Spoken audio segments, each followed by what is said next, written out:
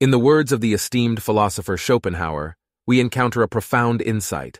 Man can do what he wills, but he cannot will what he wills. This seemingly enigmatic proclamation thrusts desire into the forefront, exposing its intricate complexities that elude conscious control.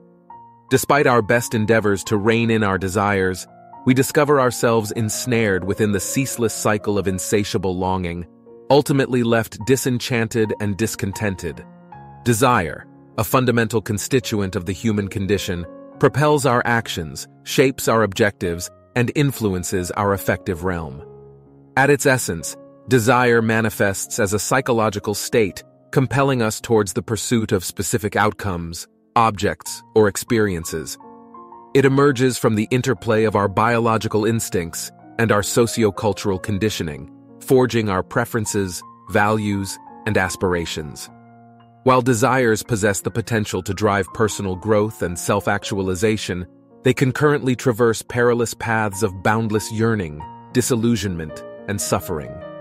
Thus, one might ponder, could the key to a more gratifying existence reside paradoxically in the aspiration for less rather than ceaseless endeavors for more?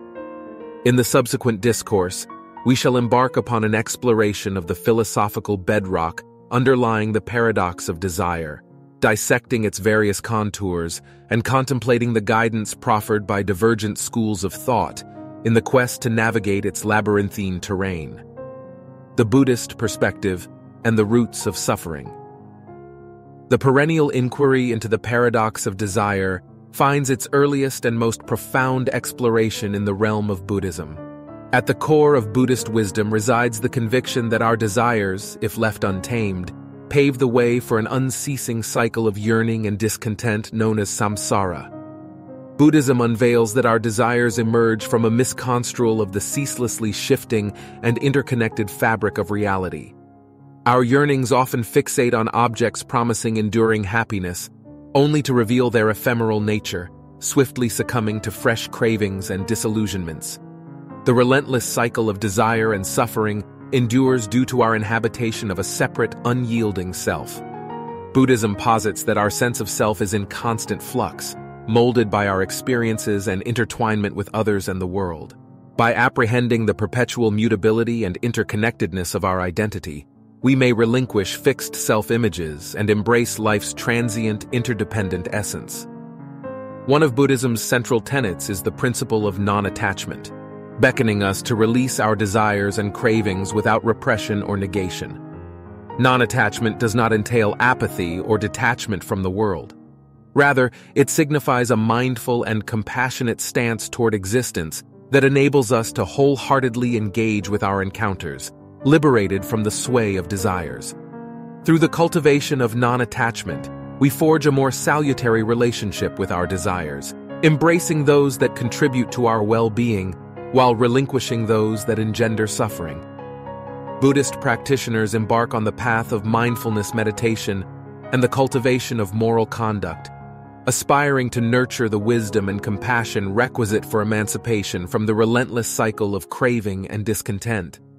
By embracing the enigmatic paradox of desire, Buddhism beckons us toward a trajectory of existence that yields a more profound sense of fulfillment, wherein we acquire the wisdom to yearn for less and discover greater contentment within the present moment. Through a lucid comprehension of the transitory nature of all things, we may revel in life's evanescent beauty and derive satisfaction from modest pleasures. In this intriguing manner, the pursuit of less can bestow upon us amplified happiness, tranquility, and spiritual maturation. Epicureanism and the pursuit of desires. Emerging from the intellectual domain of the Greek philosopher Epicurus during the 4th century BCE, Epicureanism unfurls as a formidable paradigm, illuminating the path for individuals to attain a life imbued with pleasure and felicity through the cultivation of the right kinds of desires. Unlike other philosophical traditions advocating for the complete subjugation of desires, Epicureanism asserts that not all desires are inherently pernicious. In fact, the pursuit of pleasure assumes the mantle of paramount virtue within Epicurean philosophy. Nevertheless, Epicurus recognized that the heterogeneous nature of pleasures demands judicious discernment, as the reckless pursuit of hedonistic indulgence can engender agony and suffering. For Epicurus, understanding and managing desires constituted pivotal elements in the quest for a gratifying existence. Consequently, he devised a taxonomy that classified desires into three distinct categories. The first category encompasses natural and necessary desires, such as the yearning for sustenance, water, shelter, and companionship. These desires, indispensable for survival and well-being, contribute to our happiness when pursued. The second category encompasses natural but unnecessary desires, exemplified by cravings for opulent delicacies or multiple intimate partners. Rooted in our biological constitution, these desires fall short of essentiality for our welfare. Epicurus cautioned against unrestrained indulgence in such desires, recognizing their potential to yield adverse consequences, such as addiction or relational conflicts. Lastly, the third category encompasses unnatural and unnecessary desires, typified by the relentless pursuit of wealth, power, or fame. Epicurus considered these desires to emanate from societal influences and false conceptions regarding the nature of happiness. In his astute analysis, Epicurus posits that these desires, more often than not, yield suffering and thus should be ardently avoided. By meticulously distinguishing between the various categories of desires, Epicureanism unfolds as a philosophy that offers a nuanced approach to the perplexing paradox of desire. According to this worldview, the key to a joyous existence resides in the pursuit of unassuming natural pleasures and the cultivation of meaningful relationships. It necessitates evading the treacherous pitfalls of materialism and the ceaseless comparisons that plague our social fabric. How can we achieve this? By fostering a lucid comprehension of our desires and acquiring the skill to effectively manage them, we pave the way toward attaining a state of internal serenity and contentment that transcends the tumultuous realm of unfulfilled cravings and unattainable aspirations. Epicureanism, moreover, bestows paramount importance upon mental tranquility as an indispensable constituent of happiness. As Epicurus sagely pronounced, "Do not spoil what you have by desiring what you have not. Remember that what you have now was once among the things that you only hoped for."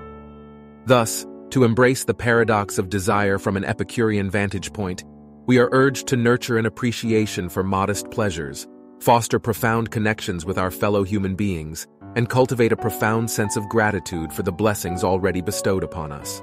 In doing so, we liberate ourselves from the interminable cycle of desire and discontent, instead discovering enduring happiness within a life marked by equilibrium, temperance, and gratification. Stoicism and the art of managing desires. Let us delve into the depths of Stoicism, an ancient philosophical tradition that emerged amidst the Greek milieu circa 300 BCE. This profound school of thought centers its gaze upon the cultivation of personal virtues, self-discipline, and inner resilience as indispensable tools in confronting the vicissitudes of existence. In the words of the Stoic luminary Seneca, "It is not the man who has too little, but the man who craves more, that is poor."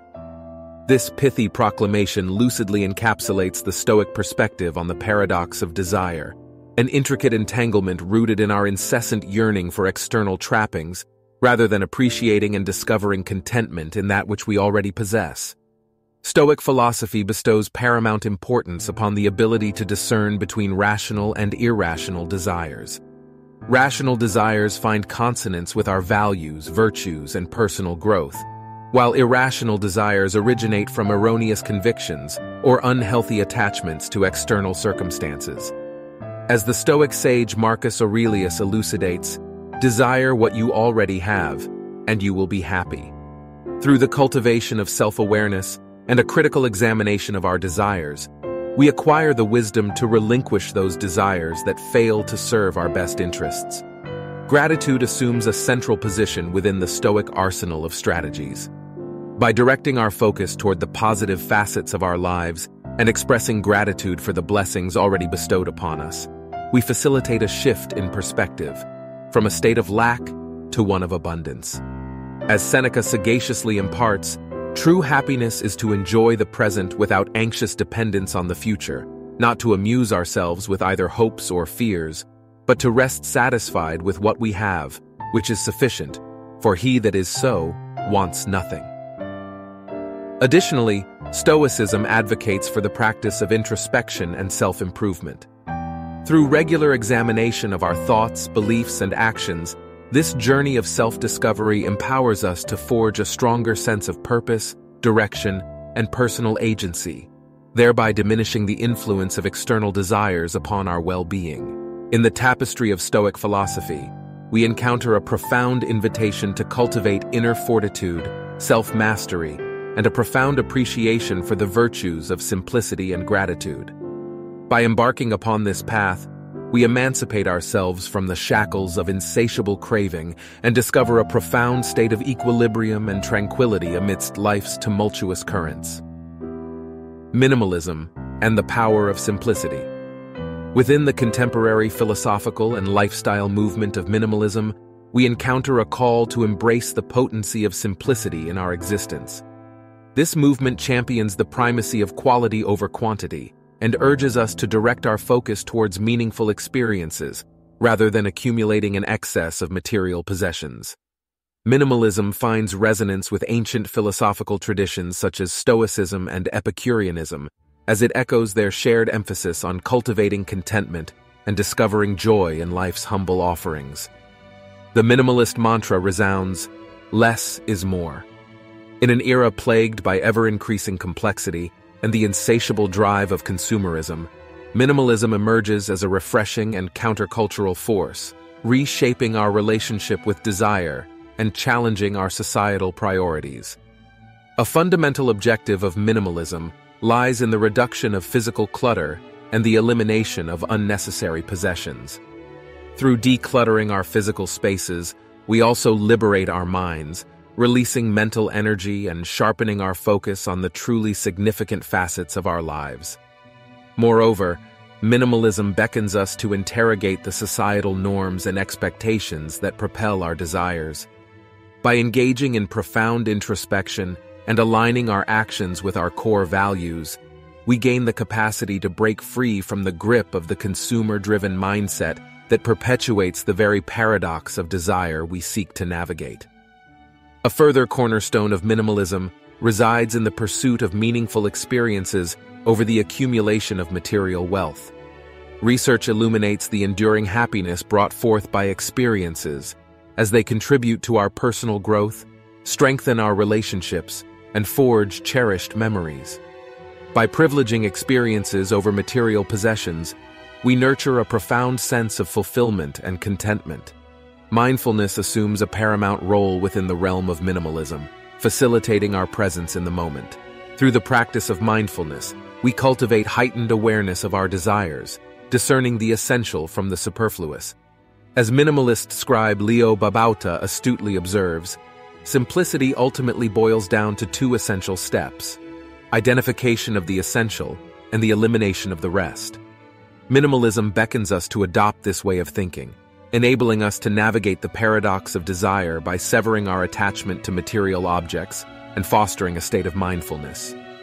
In doing so, we forge a path towards a life enriched by profound satisfaction, contentment, and a resolute sense of purpose.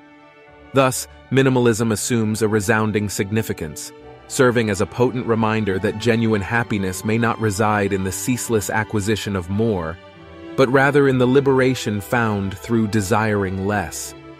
By cultivating awareness of our desires and cultivating appreciation for the abundance already present in our lives, we channel our energies towards pursuits that genuinely imbue our existence with meaning and fulfillment. In the tapestry of minimalism, we discover a transformative invitation to embrace the profound beauty that lies within the realm of simplicity.